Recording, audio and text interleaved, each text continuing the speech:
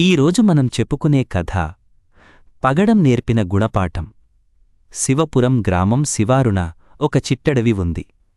ఆ వనంలో చిలుక, ఉడుత, పగడం అనే కోతి కలసిమెలసి నివసిస్తున్నాయి. పగడం ప్రతిరోజూ ఉదయం శివపురంలో ఉన్న రామాలయం దగ్గరకు వెళుతుంది. అక్కడ భక్తులు కొట్టిన కొబ్బరి, అరటిపండ్లను తెస్తుంది. తన నేస్తాలైన చిలుక, ఉడుతలకు ఇచ్చి ఆ తర్వాత మిగిలిన ఆహారాన్ని మాత్రమే పగడం తింటుంది. అలవాటులో భాగంగా ఆ రోజు కూడా పగడం గుడికి వెళ్ళింది.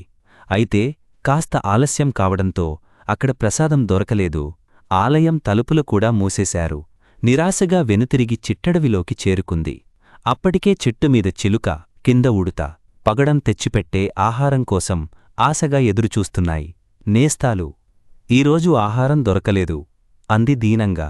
ఏమీ పర్వాలేదు అంటూ చిలుక గూటిలోకి, ఉడుత తన నివాసానికి వెళ్లాయి.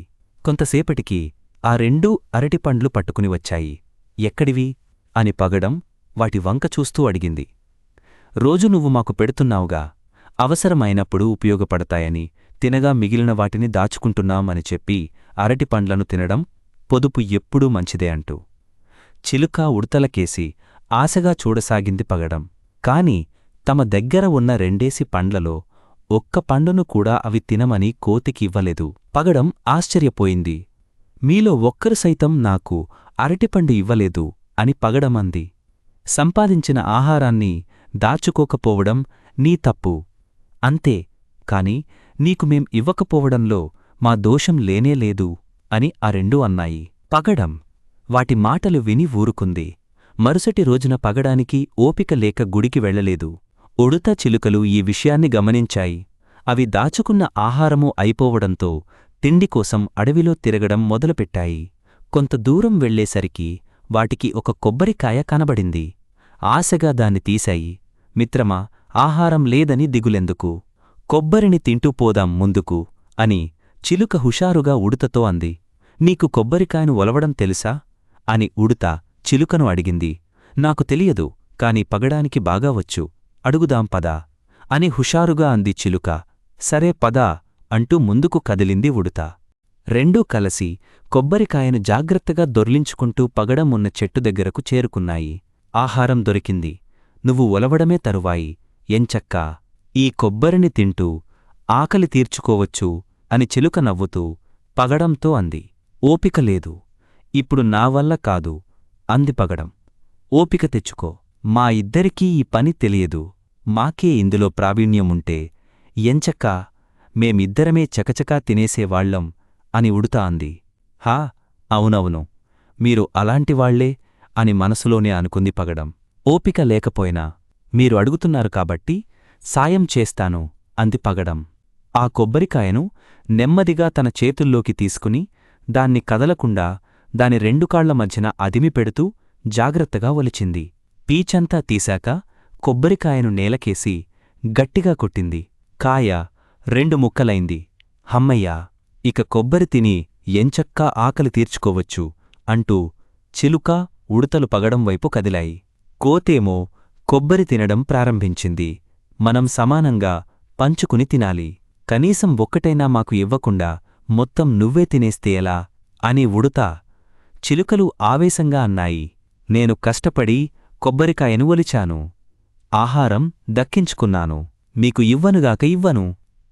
నిన్న మీలో ఒక్కరైనా ఒక్క అరటిపండైనా నాకు ఇచ్చారా?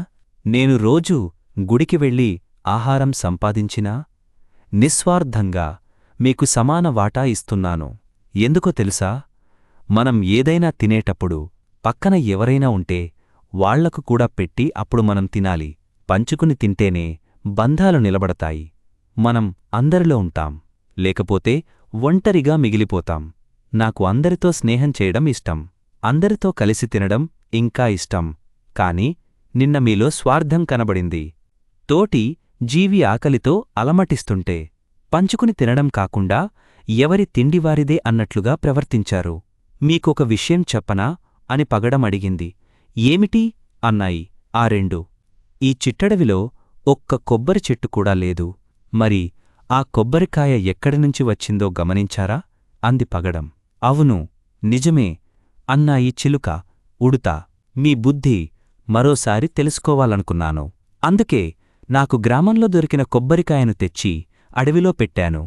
ఆ కాయను ఒలవడం మీకు రాదు కనుక నా వద్దకే తెస్తారనే నా ఊహ నిజమైంది అని కొబ్బరి ముక్కను నోట్లో పెట్టుకుంటూ నవ్వుతూ అంది పగడం. దాని మాటలకు చిలుక, ఉడుతలు తలలు వంచుకున్నాయి. మిత్రమా, తప్పు తెలిసింది. తోటివారికి పెట్టకుండా ఆహారం తినడం మంచిది కాదని అర్థమైంది. కొబ్బరి మాకు వద్దు, అడిగే అర్హత కూడా మాకు లేదు అంటూ పశ్చాత్తాపంతో ముందుకు కదిలాయి. ఆగండి మిత్రులారా, మీలో మార్పు వచ్చిందని నాకు అర్థమైంది.